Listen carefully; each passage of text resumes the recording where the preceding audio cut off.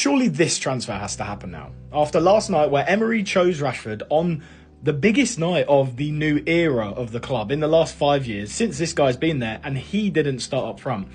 Surely they now part ways. And obviously Arsenal were linked to him before, but now I think it makes sense more than ever.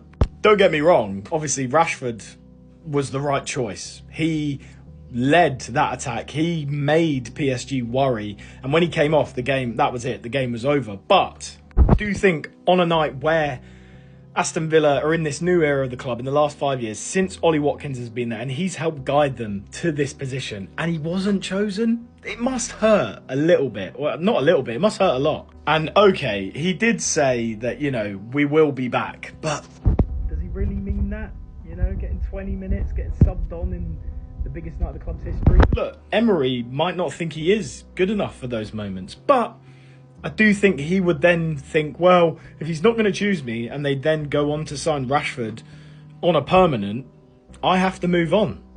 Because Duran went out and then he probably thought, right, the spot's mine, and now Rashford's coming and he's just done the exact same thing. Now, Arsenal fans would probably say, well, we're going to get Gyökeres. Why not get both? If you want to challenge for the title, you need 2, if not 3 new attackers in that starting attack. Ollie Watkins and Gyökeres would fill that hole really nicely. I just think I would hate being second best. And I know he's obviously second best to Harry Kane in the England 11, but Harry Kane's going to simmer out in the next couple of years, and he might have 2 or 3 or 4 years where he could make a tournament as a starter. The only way he's getting that is if he is maybe the starter for Arsenal and he starts performing in the Champions League in the next couple of years. So to me, it makes sense, personally.